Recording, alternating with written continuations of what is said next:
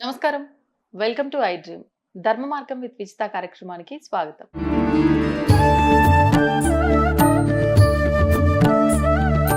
నమస్కారం అమ్మా. నమస్కారం అమ్మా.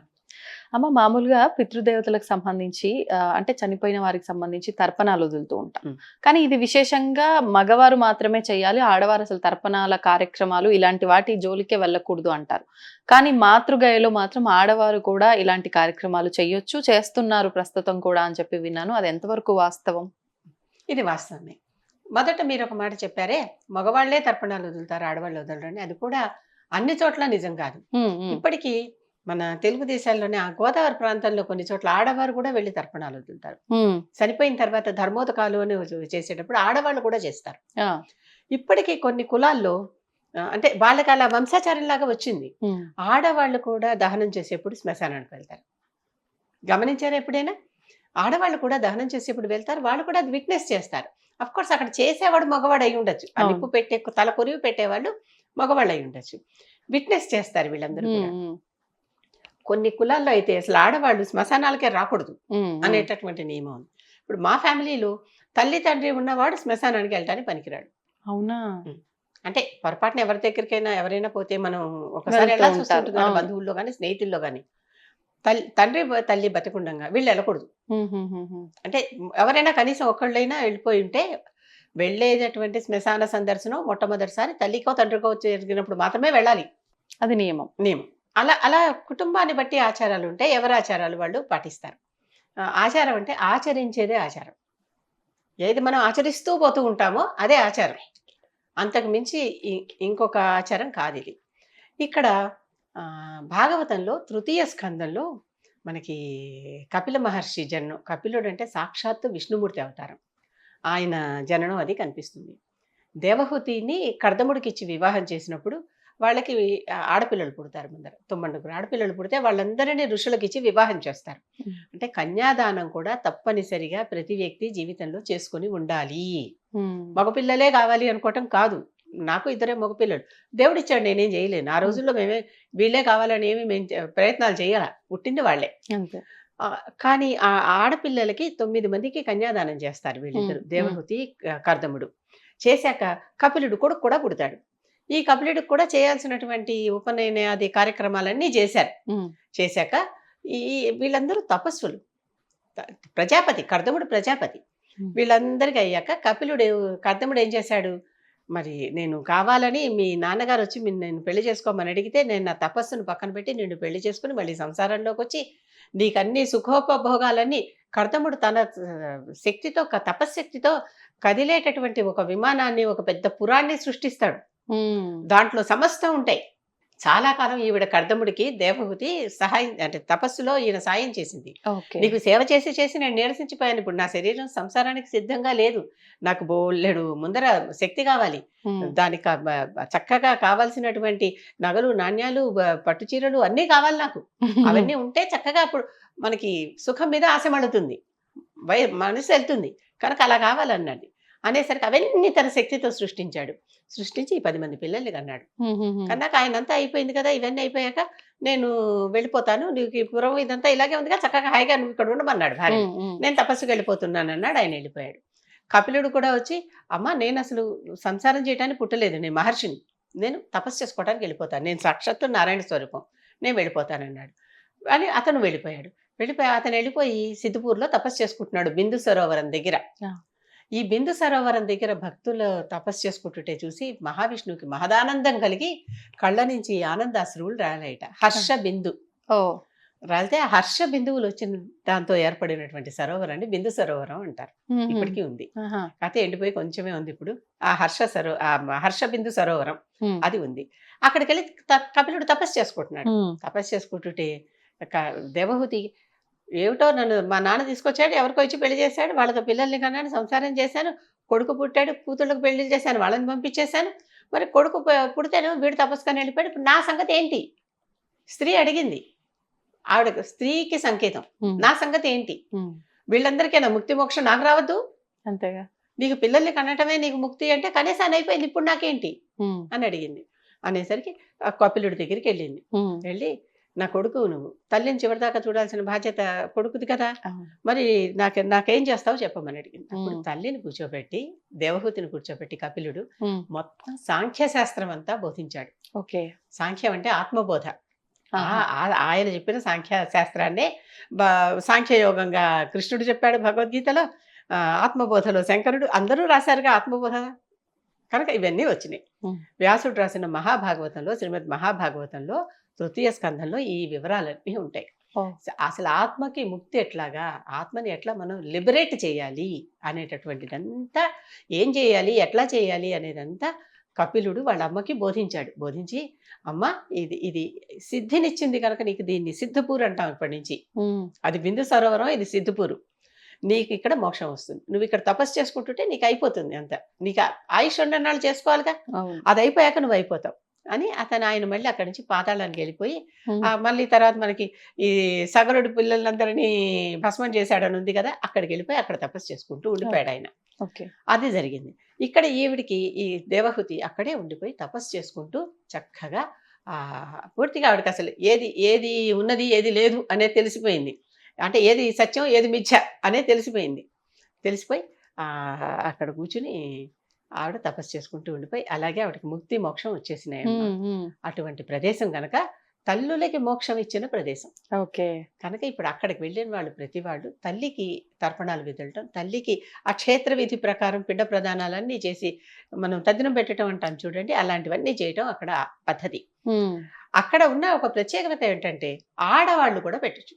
మామూలుగా ఇంట్లో పిండ ప్రదానాలు ఆడవాళ్ళు చేయండి అట్లా ఎక్కడ చేయట్లా, చెయ్యొచ్చును. ఎప్పుడు ఆ పక్కన ఎవరు మగవాళ్ళు లేకపోతే చేయొచ్చు. అంటే Okay. తండ్రి లేకపోతే, భర్త లేకపోతే, అన్నదమ్ములు లేకపోతే, కొడుకు లేకపోతే, మనవళ్ళు లేకపోతే, ఓ, ఇంతమంది అసలు లేరు మనకి. ఏకాకిగా ఉంది, ఆవిడ చేయొచ్చు అక్కడ. ఉమ్, ఉమ్, ఆవిడ ఎక్కడన్నా చేయొచ్చు, ఇంట్లో అయినా చేయొచ్చు, ఎక్కడన్నా చేయొచ్చు. ఓకే. అది ఆ ధర్మం. తప్పనిసరిగా భర్త పెట్టాలి. అలాగే అక్కడ ఆ పక్కన ఎవరు లేకపోతే సీతాదేవి దశరథుడికి పెట్టింది అని మనకి గైలో కనిపిస్తుంది. అవును, అవును, రాముడు లేడు, లక్ష్మణుడు లేడు, ఎవరు లేరు అక్కడ. అవును. ఇవిడ ఒక్కరితే ఉంది. దశరథుడు వచ్చి టైం అయిపోయింది, నేను వెళ్ళి వెళ్ళిపోతున్నా పెట్టమన్నాడు. ఉమ్, అనేసరికి అక్కడ ఏమీ లేకపోతే ఏదో ఒకటి పెట్టాలి. ఇసుక తీసి ఒక పిండంలాగా తయారు చేసి అక్కడ పెట్టి, ఇదే నీ పిండం అంది. అంతే. ఉమ్, అలాంటివి కూడా మనకు ఉన్నాయి. అంటే వాళ్ళు వచ్చినప్పుడు వాళ్ళకి ఏదో ఒకటి మనకి చేతనైంది మన దగ్గర ఉన్నది ఇవ్వాలి. ఉమ్, తృప్తిగా పూర్తిగా మనం కూడా ఆ, పూర్తి ఇష్టంతో ఇవ్వాలి. అదే. అలాగే అక్కడ ఆడపిల్లలు కూడా వాళ్ళ వాళ్ళ తల్లులకి, తల్లు అంటే తల్లి ఒక్కతే కనుక ఎంతో మంది తల్లులు ఉన్నారుగా మనకి, తరతరాలుగా తల్లులు ఉన్నారు. మనల్ని పెంచిన మేనత్తలు తల్లులు గారా, పిన్నమ్మలు పెద్దమ్మలు వీళ్ళందరూ ఉన్నారు కదా. అక్కలు, ఒక్కసారి అక్కలు కూడా తల్లుల్లానే పెంచుతారుగా. అవును. అక్కలు వీళ్ళందరూ తల్లులు కాదు.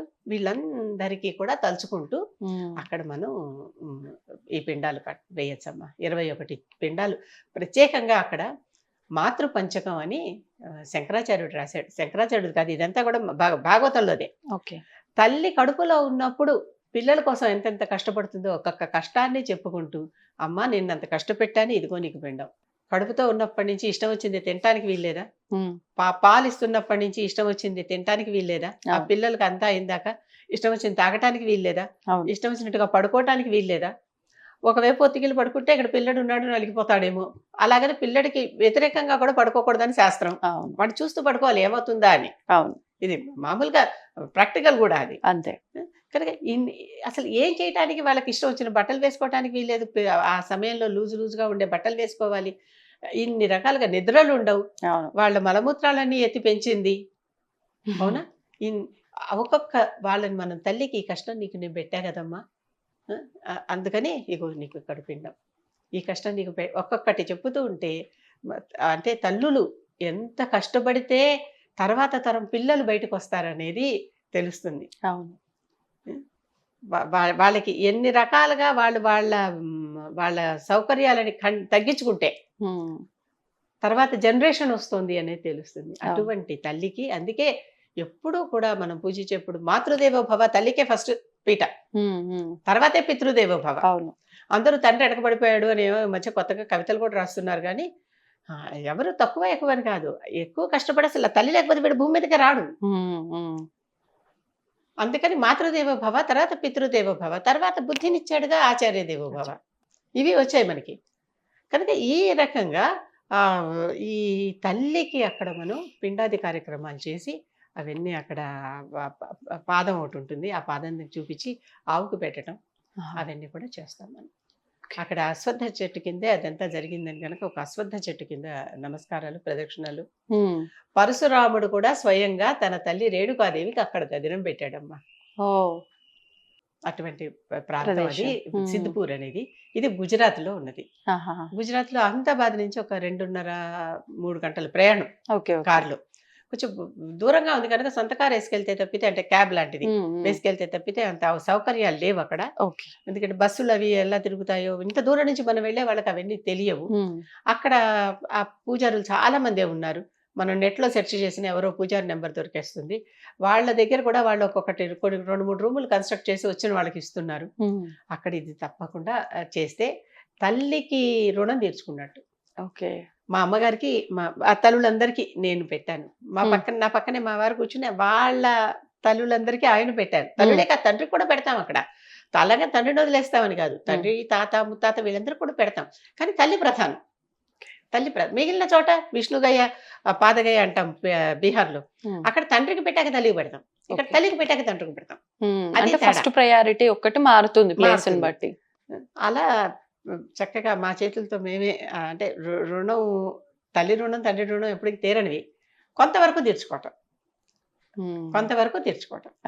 తీర్చుకున్నామన్న తృప్తి, చాలా చాలా తృప్తిగా ఉంటుంది చేశాక. అది ఈ ప్లేస్ ప్రత్యేకత. సిద్ధిపూర్ అంటారు దాన్ని. అహ్మదాబాద్ నుంచి ఒక 3 గంటల దూరంలో, 2.5-3 గంటల దూరంలో మనకి ఉంటుంది ఇది. అక్కడ చక్కగా అక్కడే స్నానాలు అవి చేయొచ్చు. అక్కడ వాళ్ళు రూమ్లు ఏవో ఇస్తారు, ఆ రూములు తీసుకుని అక్కడ కూడా ఉండొచ్చు. ఎవరింట్లో చేస్తున్నామో వాళ్ళే మనకి భోజనం కూడా పెడతారు ఆ రోజు. అంటే తదినం పెట్టాక పూజ చేసిన చోట భోజనం కూడా చేయాలి, అదొక నియమం. అలాంటి ఏర్పాటు కూడా ఉంది అక్కడ. ఆ పూజారే చేస్తారు. అవన్నీ కలిపే ప్యాకేజ్ ఏదో ఉంటుంది. మేము వెళ్ళిన ప్యాకేజ్ లో ఉన్నటువంటి ఆయన ఎలా చెప్పారంటే, అమ్మ ప్యాకేజ్ అనేది మీ శక్తిని అనుసారం, మీరు 500 ఇచ్చినా చేస్తా, 5,000 ఇచ్చినా చేస్తా, అదే పూజ చేస్తా. మరి పేదవాళ్ళు కూడా వస్తారు కదమ్మా నేను పెట్టాలంటే, వాళ్ళకి 500 శక్తి అయితే వాడు 500 పెడతాడు. 5,000 శక్తి అయితే 5,000 పెడతాడు, 50,000 శక్తి అయితే 50,000 పెడతాడు, వాళ్ళ శక్తి అనుసారం. అంటే అలాంటి వాళ్ళు కూడా ఇంకా ఉన్నటువంటి భూమి సిద్ధిపూర్. అది సంతోషం అమ్మా, చాలా మంచి ప్లేస్ గురించి వివరించారు. నిజంగా అందరూ ఒకసారి వెళ్ళి తల్లి రుణం తీర్చుకుంటే బాగుంటుందని ఆశ. అవును, అందరికి ఉంటాయి కదా. ఉంటాయి 5 రుణాలు ఉంటాయి. మనిషి అంటూ పుట్టాక మన సనాతన ధర్మంలో 5 రుణాలు ఉంటాయి. మాతృ రుణం అంటే దీన్నే పితృ రుణం అన్నాను, మాతృ రుణం అను, తల్లిదండ్రుల రుణం అనమాట. రుణం, ఋషి రుణం, దేవ రుణం, మనుష్య రుణం, భూత రుణం. తోటి మనుషులు లేకపోతే బతుకుతున్నామా? తోటి భూతాలు ఎన్నో మనకు ఎన్నో చేయకపోతేనే బతికేస్తున్నామా? భూమి లోపల వానపాము తవ్వాకేగా బియ్యం వస్తున్నాయి. అంతేగా, ఎవరో ఒక రైతు పండించాకేగా మనం తింటున్నాం. మనం పండించకపోలేకపోతున్నాం కదా. ఋషి ఏదో జ్ఞానం ఇస్తేనా మనం కొంచెం ఉండి తెలివితేటలుండి ఉద్యోగాలు చేసుకున్నాం, చదువుకున్నాం, ఏదో చేసుకుని బతుకుతున్నాం. దేవతలన్నీ మనకి శక్తులు ఇస్తేనే కదా మనం ఉన్నాం. తల్లిదండ్రులు పుట్టిస్తేనే కదా పుట్టాం. కనుక ఈ 5 రుణాలు జీవితంలో ప్రతి వారికి పుడుతూనే వస్తాయి. మనం తీర్చుకోవాల్సిందే. అంతే, ఎంత తీర్చుకుంటే అంత. అది. ధన్యవాదాలమ్మా. తవ్వండి, తవ్వుతూనే శివలింగం. సరే దాన్ని అట్లా కప్పేసేయండి, చూపించదండి. Krishna is there. మూర్తి పూజ కాదు, సాక్షాత్ బ్రజేంద్ర నందన భగవాన్ ఉన్నారు మూర్తిలో. ఏమీ ఆశించకుండా ఆరాధించే వాళ్ళు కూడా ఉన్నారా ప్రభుజీ? నిజమైన భక్తి అంటే మనకు తెలియదు కాబట్టి